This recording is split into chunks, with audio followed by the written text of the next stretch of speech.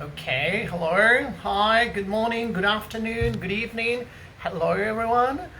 Um, I just waiting for a very special guest today. I don't know if you can uh, hear me well. Yes. Okay. Just as I said before, I'm just waiting for a very special guest today.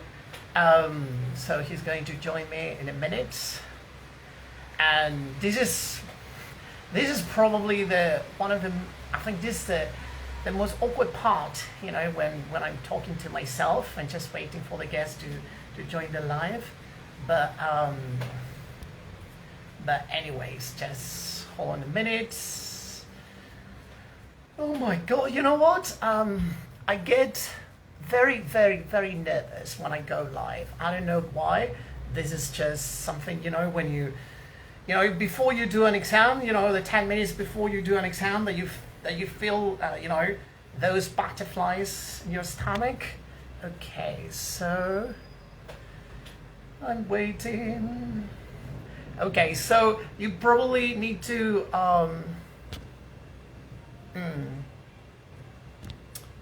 okay, fantastic. Okay, so good morning, good afternoon, wherever you are. Hello, everyone. I'm just waiting for Teacher Derek to join me. Hi, Favio, can you hear me? Oh, I can hear you. Yes, good to see you. Lovely to see you. How are you? It's a miracle. Can you hear me well? I can hear you very well, yes. Fantastic. I was just saying Fantastic. it's a miracle that we made it happen. Right, yeah. Yeah, finally. Finally. Yeah. Yeah, we probably we need to apologize to everyone because yeah, we were supposed to go live I think like 30 or 40 minutes earlier. But anyway, we have some problems. Anyway, it doesn't matter. We are here, right? So this is Exactly.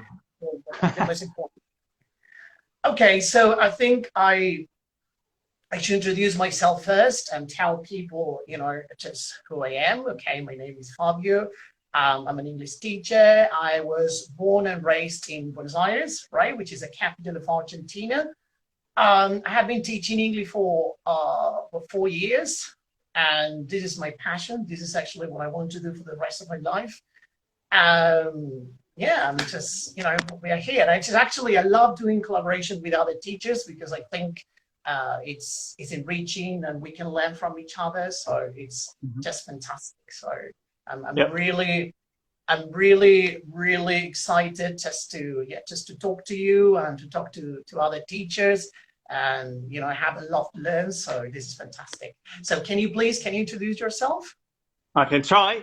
So, hi, my name is Zdenek, and unlike Favio, I don't actually come from Argentina. I was born and raised in the Czech Republic, which is a small country in the middle of Europe. I wanted to say in the middle of nowhere, but okay, I'm from Europe, all right? And just like Fabio, I'm an English teacher. I've been teaching English. I'm a bit older than Fabio, I believe, because I've been teaching English for 10 years. And Wow. yeah, I was born in Prague, which is the capital. And I have worked mainly in the Czech Republic, but also in the UK, in London. So it's just like you said very nicely. It's fantastic to sort of have this opportunity to socialize and network. For us English teachers, I think we need to stick together, especially during these tough times, because it's not easy for anyone. We have to teach online. We have lost a lot of students. I don't know how about you, but it happened to me. So I think it's a great thing to do for sure. Yeah, absolutely. Just we are having really difficult, excuse me, difficult Yeah. period of time. I think not only here, just around the world. And yeah, as you said, actually, I feel more comfortable teaching in the classroom, because this is just my place, when I feel myself. But anyway, just due to the coronavirus pandemic, we were told to teach, English online virtually, which is something new for me. It was a challenge, at the Mhm. beginning. Yeah. But You anyway, know, just I'm so happy and I learned a lot and I'm still yeah. learning. So this is I just like how this is you're positive about it. I'm also trying to be positive, obviously. But for me, the little issue that I have with this is because you see, I use computers for everything else pretty much. It's one of my hobbies, one of my interests. I like to play games, for example. I like to, use social media, stuff like that. And now on top of that, I have to teach English online. So it's a bit weird because I spend too much time online, you see. So I would much rather just be able to teach in a real classroom because, as you said, it's just it's a different kind of experience. It's more personal, and it's just you can walk there, right? You can walk, you can manage the classroom, yeah, and now we don't have that, and absolutely. it's Yeah, just weird. It's just weird. Like I don't mind indeed. teaching classes online, but all of them is just really weird. Yeah, yeah, and actually, what I miss, um, I think it's just the human contact, just to see Mm. your students, just to be able Exactly. to talk to them and see their Exactly. faces, Yeah. But yeah, but anyway, we can't complain and thank God. I feel particularly blessed, because there are so many people who have lost their jobs, and That's right. thank God, I keep working and I keep doing what I love doing, which Mm. is very important. So I think we should be grateful for, right, and always stay positive and be grateful, right? Be grateful Yep. for what we have. Absolutely. Okay, so can you? Um, because I found you on the internet, well, Mhm. here on Instagram, and I thought that's a fantastic idea. What you do, just and I'm sorry. Before we start, I have to say something. Please, please, I'm so sorry because I said that you teach English through video games. And it's not video games; it's board games, which is completely different. So please, I'm so sorry. No, that's all right. Um, Okay. so can you please tell us a little Yeah. bit about what you do? Because actually we all have, this is what I love about the English community, that we all have different approaches, different methods to teach English. And this is fantastic, because, some teachers just, they want to focus more on, let's say, grammar. Other teachers just want to focus on, I don't know, just pronunciation, Mhm. and so please, can you tell us about your approaches, just your methods, which I think is really, really interesting. So please, can you tell us? Well, before I get into that, I would just like to return the compliment because when we started talking to each other, I also told you that I really do like your own videos because I think you're doing them really well. And I'm actually kind of trying to get inspired by people like yourself because you see, I'm new to Instagram. So for me, it's Mhm. important to see how you do it, like those 1 minute videos. And it's very, a very energetic, very enthusiastic teacher like yourself. It can make a difference to my own way, to my own sort of progress with social media. Now, speaking of board games, obviously board games, some people call it tabletop games. I think that's what they call it in the USA.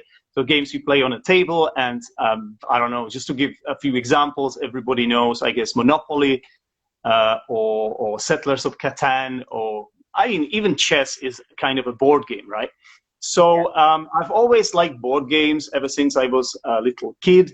And once I graduated, I always thought about ways I could sort of implement my own interest. I think we all kind of do it in a certain way, that we have some sort of interest and we think about ways we could use that, or we could sort of link it, we could connect it with um, teaching English, right? I think most of us do this.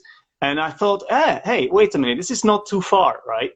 And if you check out some course books, like, I don't know, perhaps New English File or something like that, you will find some sort of element of, it's called, actually, it has its own term, it has its own name. I think it's called gamification or game-based learning.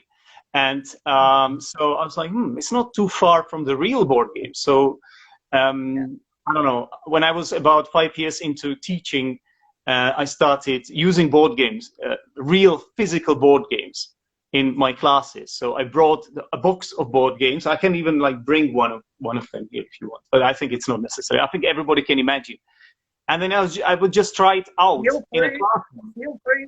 That's okay. Just feel free to do just whatever you want to do. Just because it's important, you know. I'm sorry to interrupt you, but, No, it's okay. I think it's important. It's just give me 5 seconds, yeah.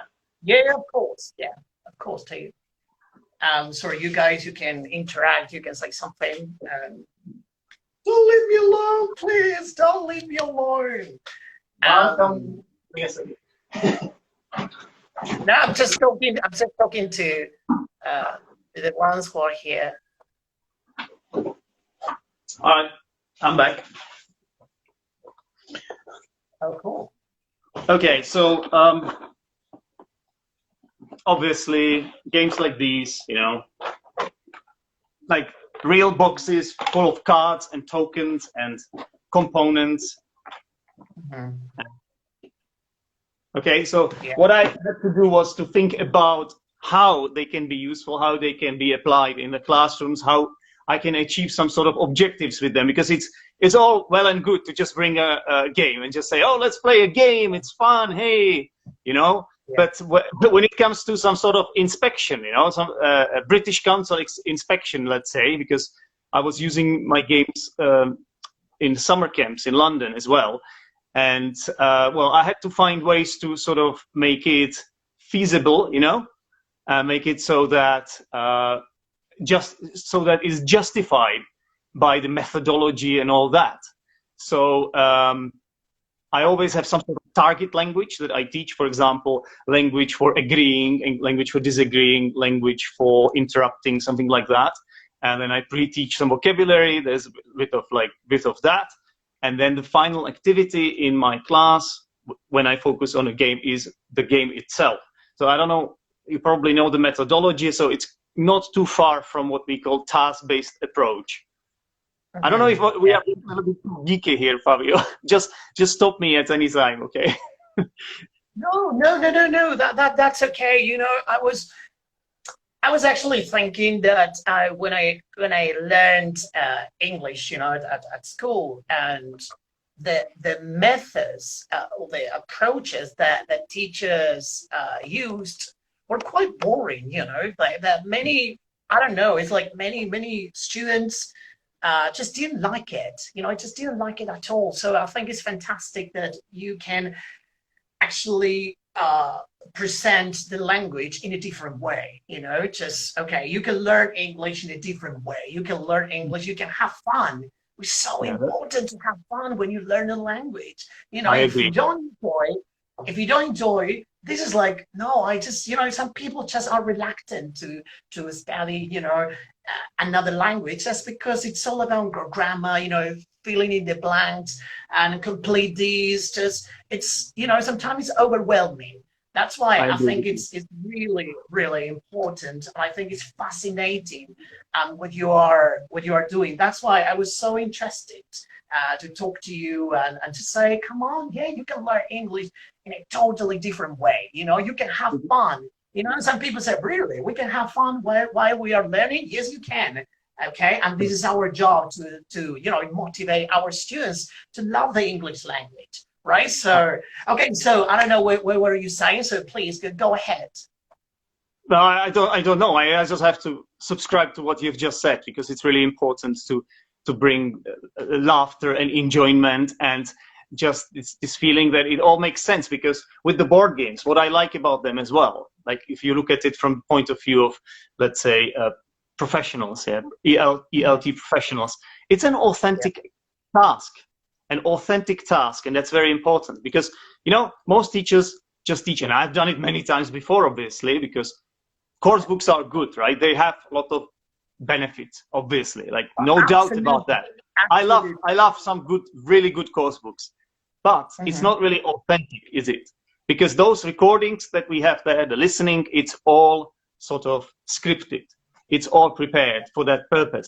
That's not what you would do in a real life, is it? Yeah. Um, Yeah. and these articles, they are all simplified. It's not the real life articles. You know, the grammar class, the exercises, it's not real life. It's just a tool, you know. And with the board game, though, with the board game, once you learn the rules, once you learn the language that you need in order to play that game, and I always go for games that require a lot of communication and require you to actually speak, because there are a lot of games like chess when you don't have to speak at all, right?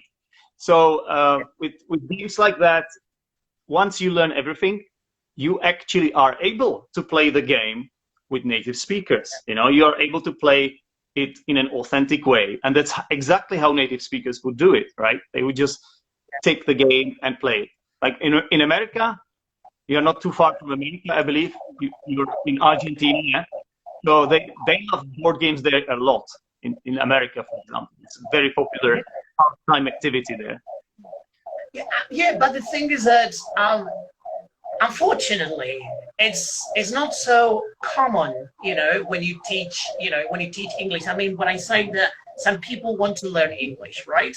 But it's not like just, you know, I think it's like people or students think that when you learn a language, it must be something like, you know, repetition, like, I don't know, write proper sentences and these kind of things. And actually, that's why, I mean, as I said before, you can learn the language, you can have fun, you can enjoy yourself while you're learning the language. So this is, you know, I think this is just really, really interesting. And that's why, you know, to say, yes, come on, let's spread the love, you know, let's tell people that can have fun, you know, that they just can have a great time when they're learning English. And yeah, absolutely. So yeah, I agree with you completely, Fabio. And I think it's the same with you and your videos. You know, it's important to realize that there are different ways to skin the cat. And it's just, there are so many different ways you can learn. And you should just find the one that works for you the best, that suits you the best. Because at the end of the day, as you said, it's about keeping yourself motivated. And whatever it is that keeps you motivated doesn't really matter, you know. Ultimately, it's just about you being into it. And so many people, they just lose interest, or they just, you know, sort of shrug their shoulders and say, like, I'm not making any progress, I'm stuck in a rut. And what do I do next? You know, like, I don't know what. So you just have to find something that you enjoy and keep going, and just forget that you're learning. And that's exactly what you can do with the board games. And I believe it could be the same with your videos. If they are fun, you know, you use all your energy, and that's it. You know, somebody likes watching YouTube videos, listening to podcasts. There are so many different ways to do this. Absolutely. Absolutely. Yeah.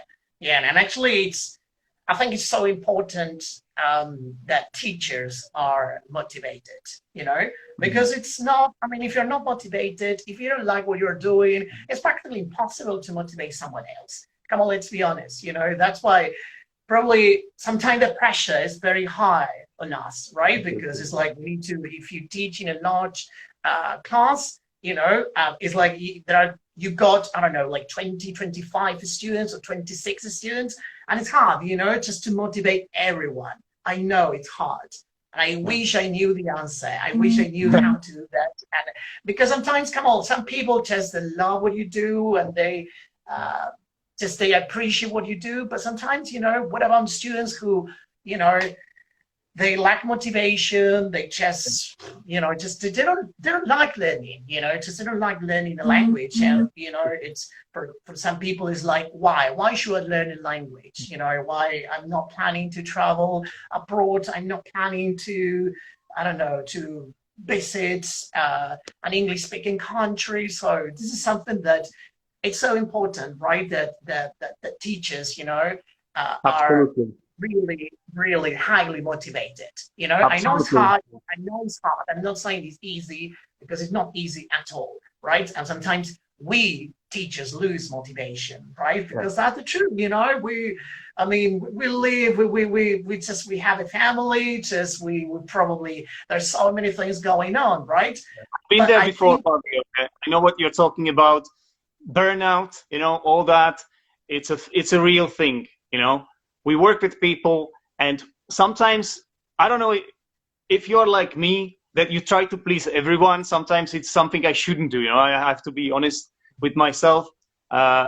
You can please everyone. That's not really possible. Even with the games, you see 90% of people usually are okay with it. I say okay because like there are, let's say half of them really like it.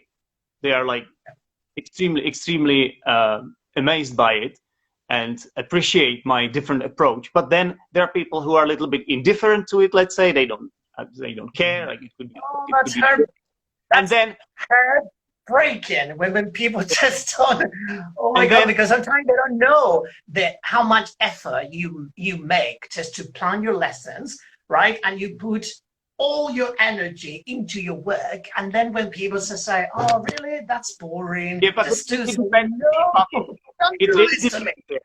It really depends, because if they come to your lesson knowing that this is what you do, that's different, because they know, they expect it. But then I've obviously used board games in a real classroom, as well. Right. When, let's say, in a language school, when they would expect me to use books, and if there is somebody who is really stuck in their ways a little bit, and just a little bit has one idea of how English should be taught, and let's say you should always use the book, it should always be grammar focused and whatnot, then it's really difficult to change their opinion. Give me 1 second. Alexa, stop. All right, that was a reminder. Alexa's reminder for this live show. That's okay.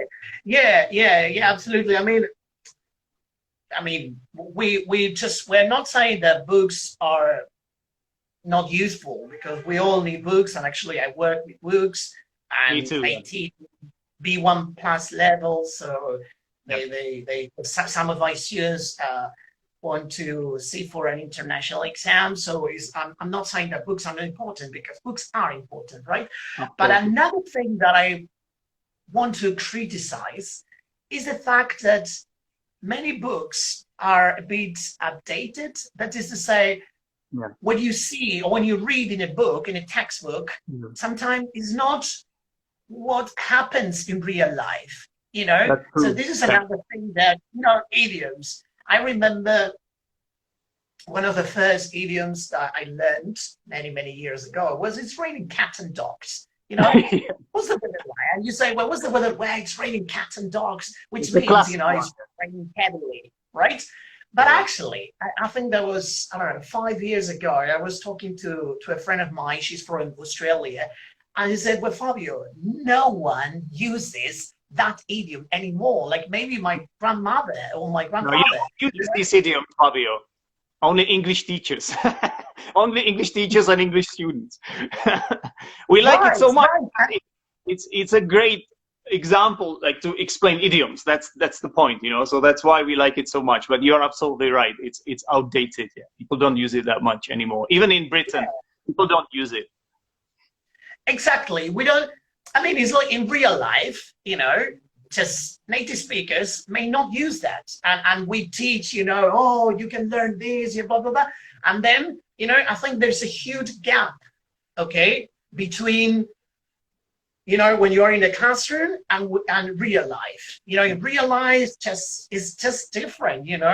And another question that I want to ask you, and when you teach English, like students always ask, okay, should I learn British English, or should I learn American English, and which is better? And what do you think about this? Because there's some it's one of the questions that I always get asked, just, okay, but do you teach British English or do you teach American English? And actually, it's like, I always, then, I mean, you can tell me, what is your response? But I always just try, maybe native speakers don't really care, which is fantastic. English is only one language, right? But sometimes, there are some, there are many differences, right? And so when you use a verb, for example, the verb to learn, in the past, in British English, is considered to be an irregular verb, right? But in the United States, that verb is considered to be regular verb. Okay, and there are many other, just pronunciations, spelling. So there are so many differences that sometimes I think it's important that we can give our students the tools, right? So they can choose, I'm not here to impose, on my students any preferences. I'm not here to tell them which is better. This is not my job. I'm just here to teach you, okay? Now, there is a variation, okay? There is another possibility. If you go to someone, for example, I don't know, one of my students went to the United States, right? And he wanted to buy a jumper, right?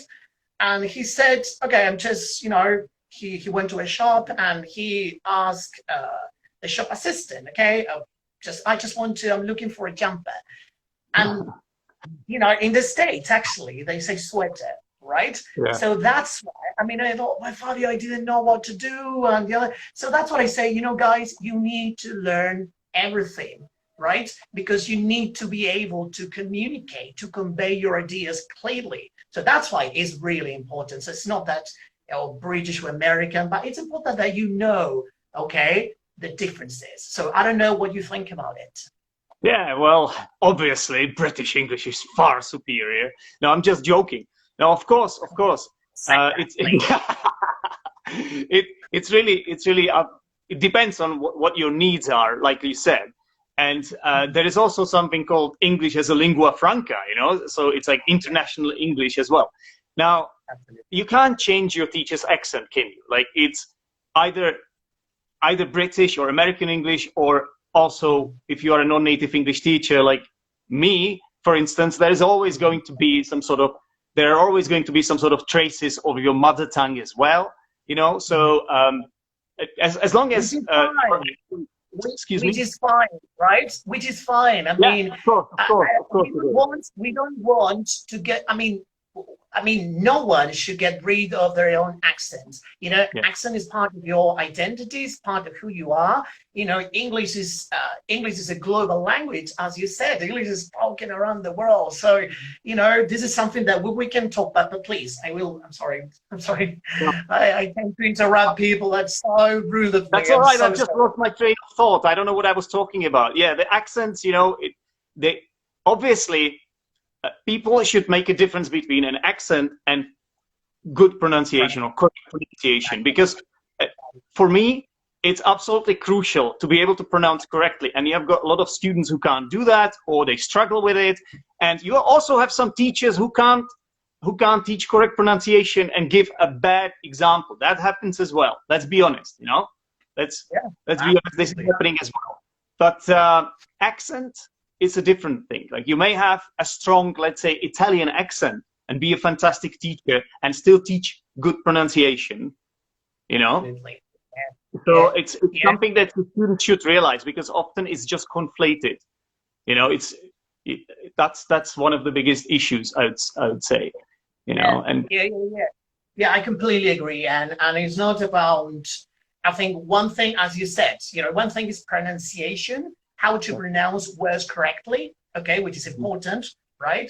And another thing is your accent, just the way you pronounce certain words, but yeah, that's fine, and we should, I think we should embrace, diversity. We should tell people that that's okay, you shouldn't be ashamed of your accent, okay? You should be proud, right? You should be proud. And I read, I don't know, I think it was in a magazine that having an accent, when you learn another language, I think you have to be brave. Okay, so you shouldn't be ashamed. You shouldn't be embarrassed. So you should be proud. Yeah. And I think native speakers should also, I think, should appreciate the fact that you are making a huge effort to speak another language that is not yours, right? Of course. So I think this is commendable. This is commendable. Yeah, we teachers, we are also psychologists, really, So of course, your mental state and how you feel about yourself, your self-esteem, and your confidence. It plays such an important role when it comes to producing the language, especially speaking. You know, a lot of people, they're just shy, and because they don't want to make fools out of themselves. You know, they don't want to come across as stupid, as people who make mistakes, because they are aware. Especially this applies to, I'd say, highly educated people. Surprisingly, you know, because they just feel like they can do so much better. You know, they beat themselves up over it, and as a result of that, they don't produce, or they don't perform in the same way they could. They have a lot of potential, but they just get inhibited by all these negative thoughts. And it's our job as English teachers to, you know, to break that and to fix it somehow, you know. And it's really about psychology. We need to keep reminding the students, as you said, it's much more important that the students, when they speak, are intelligible, you know. So that means you can understand what they're saying, and even if there are some traces of the foreign accent, the words are pronounced correctly. So we're talking about not just the individual sounds, and it's the stress, you know, the intonation, and all these features of a connected speech and things like that. You know, that's all that matters. At the end of the day, you just need to be intelligible. You know, people need to understand what you're saying, and that's it. You know? Who cares about the accent?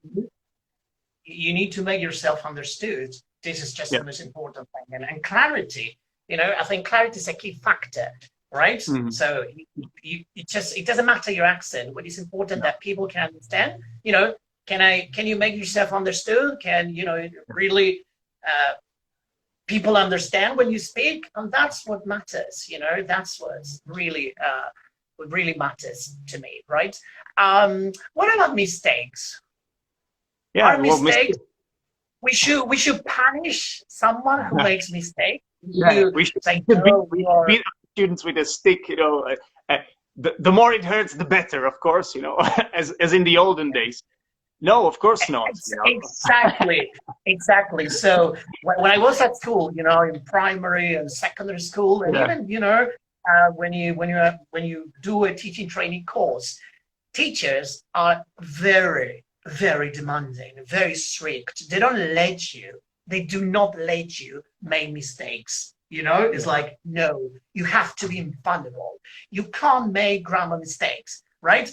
And then it's like something that unconscious, like you think that, no, it's not correct. You shouldn't make mistakes. So I must be perfect, right? And then when you do not achieve, you know, perfection, let's say, and then you get demoralized. And you get demotivated.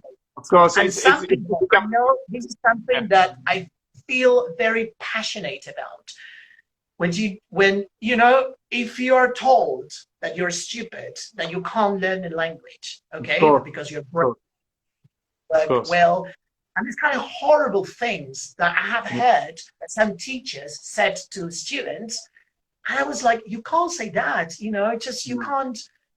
What you're doing, you are demotivating your students, and this is not right, you know. So embrace, allow yourself to make mistakes. You know, mistakes are part of the learning process. So making mistakes, you know, is part of the learning process. So that's okay. Don't tell your students that they are stupid just because they can't pronounce words correctly. They don't use, you know, proper sentences. Don't laugh. So them, you know, teachers would do that as well. They would just laugh at their students.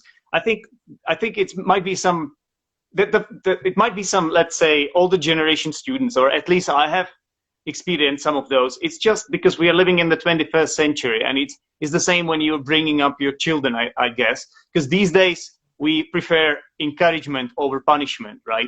Because encouragement is a stronger motivator than punishment these days. And it's like a lot of books have been written about this. A lot of research has been done. So obviously, it's our job as English teachers to make sure that we provide enough encouragement. And as you said yourself, if we don't do that, then the student, as you said, will get demotivated.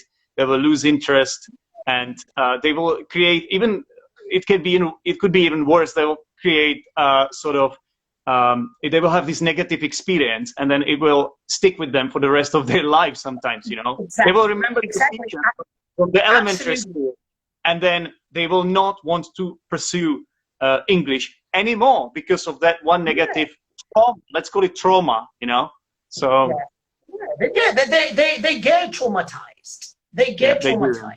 You know, just because they were told that they weren't good. You know, just to they are not Yeah. good enough to learn the language, and then that's terrible. You know, that's what I say. I always say, Monsieur. I always say, you know, just I have a lot to learn, right? But just teachers, please be kind to Of course. your students. Okay, don't be nasty. Don't say, you know, horrible things, because then what you do is like you label, you know, just you say, no, you can't do this. And then the people just believe that. So don't Of do course. that, Of please. course. That's not nice. That's not nice. Of course, Um, mistakes are part of the process. We should say that, right? Mistakes are absolutely natural, and that's how little children learn as well, right? And it's easier for little children to learn, okay, because we expect them to make mistakes. So why don't we expect the students to make mistakes then? Why wouldn't we expect it from them if this is something new they're learning?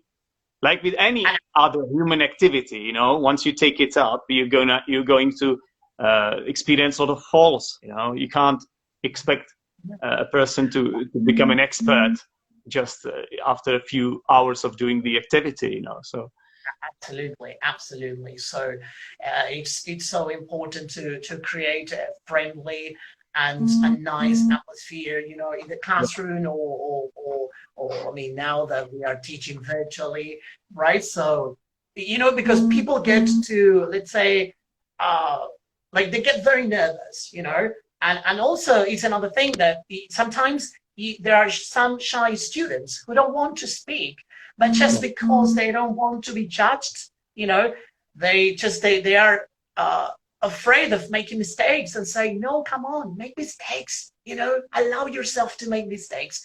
You know, we are here, we are all learning, right? And sometimes teachers, because we have to admit, come on, we have to be honest with ourselves. We every day. sometimes make mistakes, okay?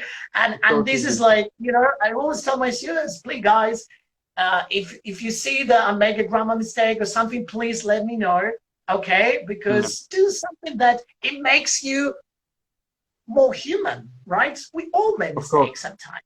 Of course, we have to learn. So I think what is important is we have to learn from your mistakes, because the idea is that you do not repeat the same mistake twice.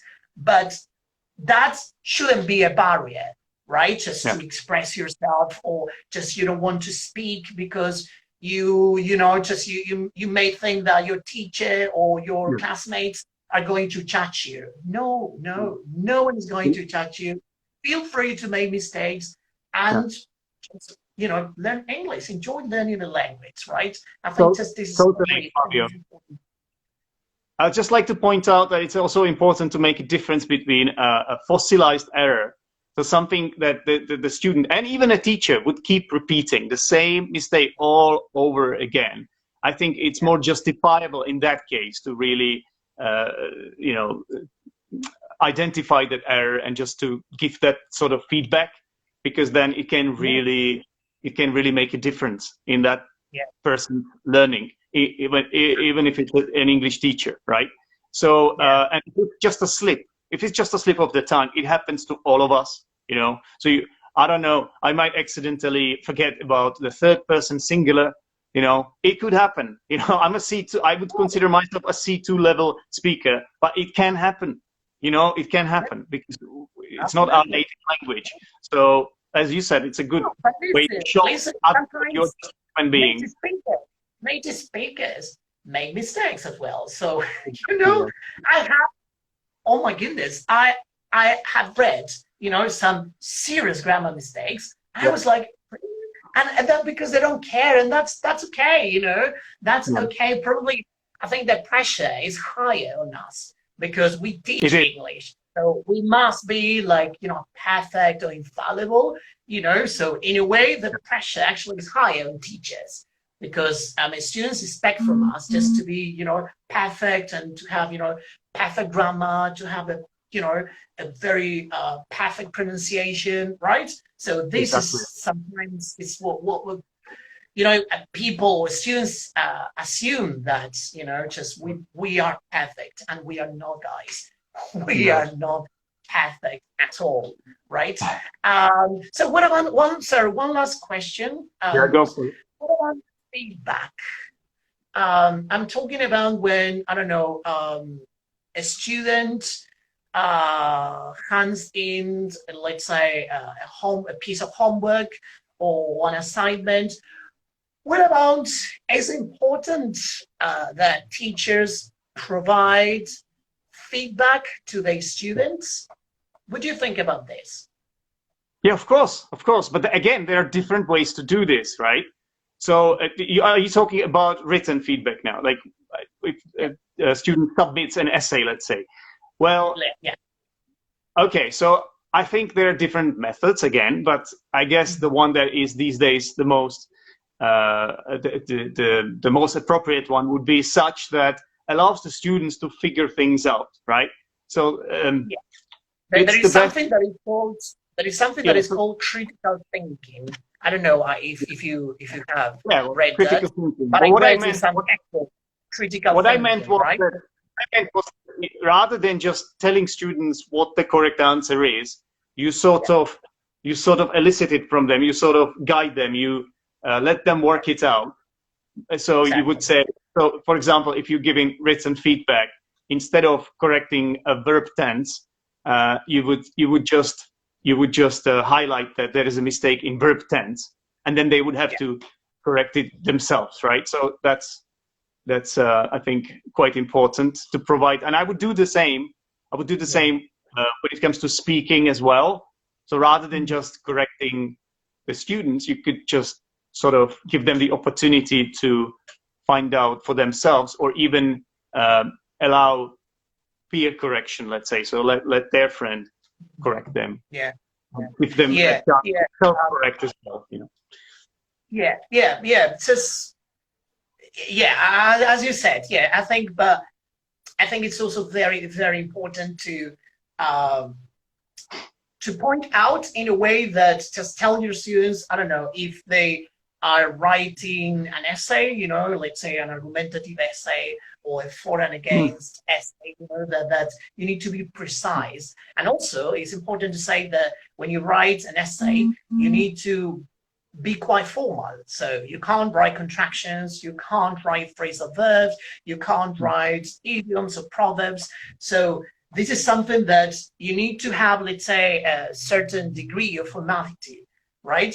And it's really for us, when you need to, let's say, when you need to correct, it takes us a lot of time, because if you teach, let's say, in a large class, let's say like 26 or 27 students, you have a lot of work to do, right? Because you need to correct, and sometimes you spend the whole weekend, just writing down, to say, oh, maybe you forgot to use the third person singular, or I don't know, you misspelled a word, but I think it's important to tell, to give feedbacks to give feedback You're to right. our students. You're right, because we have the other extreme. Let's be honest. There are also some teachers who would just let the students talk, like they are too, let's say, lenient, or I absolutely love giving feedback, and I think it's extremely crucial. It's essential for the students, and they can't do without it. I would like to get feedback myself, like nobody really gives me one, but I would like to. And also what I do, this is something because I read, no, because I'm an expert, or I'm, just this is something that I read.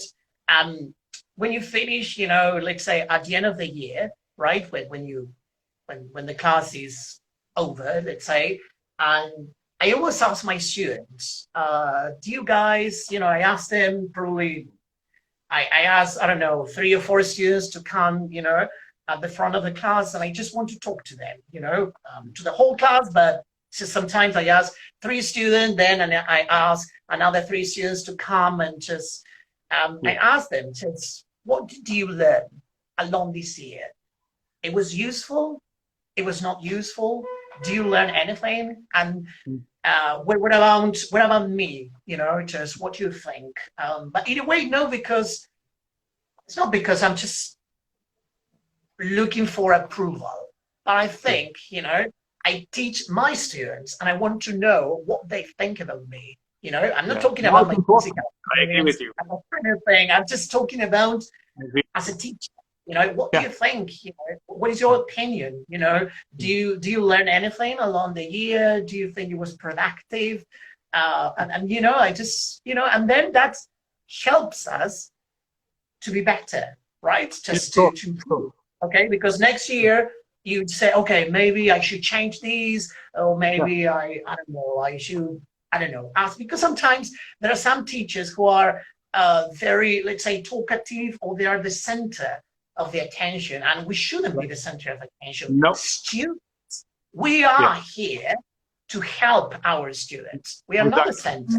We're not the center of attention, right? This is danger. This is danger because some teachers, they feel like they are some sort of performers or stand-up comedians or they just don't have enough, you know, speaking practice. I guess their husband or wife doesn't talk to them at home or something, and they think that they can in the classroom, and it's wrong. You shouldn't steal the student talking time, of course, from your students. You know, this is a mistake. Right? There should be time when it's you sort of giving feedback and all that, and giving instructions especially.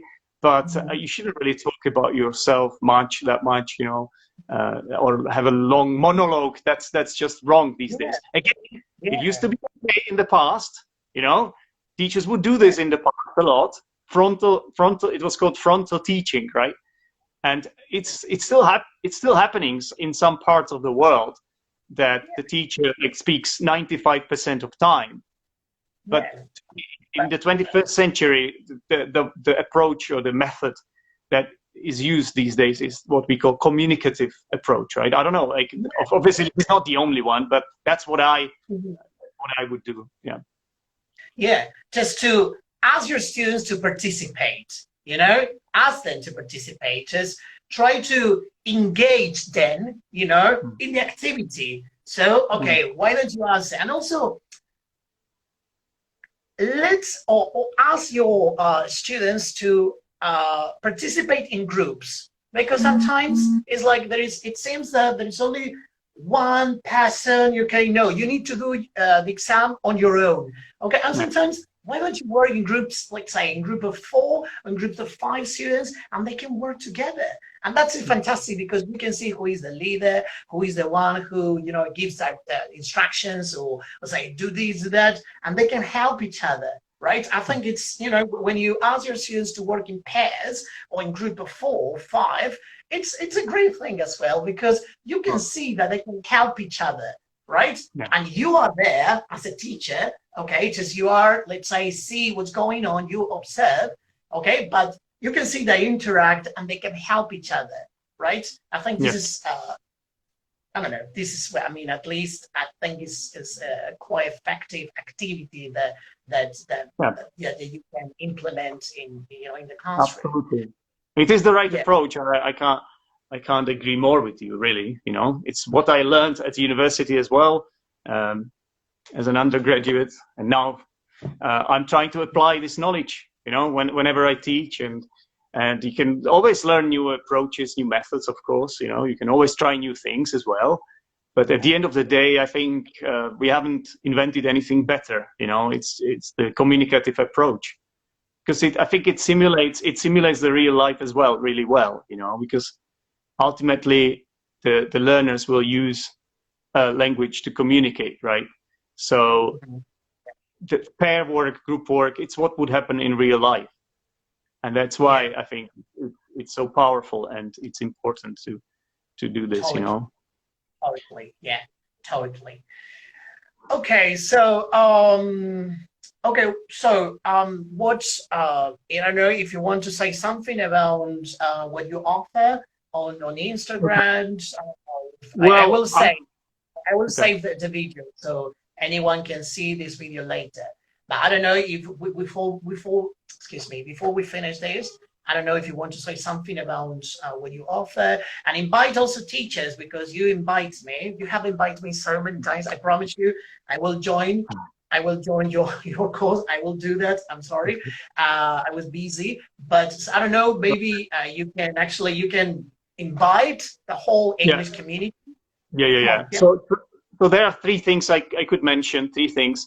So one of them is that I've got a podcast. It's a completely free podcast for English learners, but it's sort of aimed at higher levels. It's called Zdenek's English Podcast. So your followers can Google it if they want to, and we can provide the link for them as well. That's one thing. Another thing is that I have recently created a board game Discord community. Sorry, what am I saying? I've created a Discord community called Learn English Online. It has nothing to do with board games, actually. And this is a chance for students to practice English online, to find speaking partners, to socialize, to make friends. And Discord, I don't know if you're familiar with it, but it's a fantastic platform to do it, because you have different voice chats and video chats and different groups.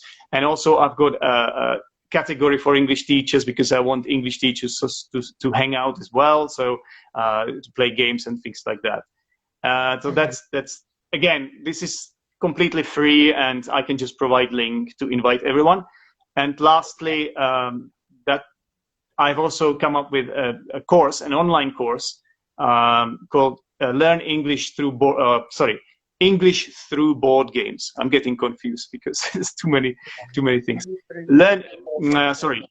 English through board games. So it's an online course, where I basically teach English and we play games. So it's a bit of language. So I always have some sort of target language, but it's also a lot of fun. And I'm trying to help or to make the participants fall in love with the hobby of board games as well. And I'm trying to show them how this can be a fantastic tool to actually get more English speaking practice into their life and to make friends online. So that is the idea of this course. And this is a paid course, but I do one free session, free 90-minute session, because you see, I don't want to be one of those sales people who just sell you something because they have fantastic marketing and excellent ad. No, I just want to show people what it is, and if they like it, they might pay for the whole course. If they don't, well, that's fair enough. It's not your thing. Yeah. I'm not going to hold it against you. So, yeah. Yeah, absolutely. Okay, so thank you. I just want to thank you just for being here, and thank you so much for coming. And it was really a pleasure for me just to talk to you. And I really admire what you do, and I think just we need to support each other. I'm just, I'm really delighted, just to talk to you and to have the opportunity just to get to know each other better. So thank you so much. Yeah, Fabio, likewise. I mean, it was a fantastic. It has been a fantastic chat with you. Thank you very much, and I really like all your ideas. And I think we have similar opinions on English teaching, and that's a good thing as well. So. I would also like to invite you to come onto Zdenek's English podcast as a guest, because I will. So thanks a lot for that, and thanks for inviting me. I will, of course, absolutely, I will. Okay, thank you so much, everyone. And so I will save this. I will save this video so anyone can see the video later. Again, let's spread the love, and thank you so much. And see you. I don't know. Soon we can go live on holiday. Bye. Okay. Thank you so much. Take care. Thank you. Bye bye. Bye bye. Thank you.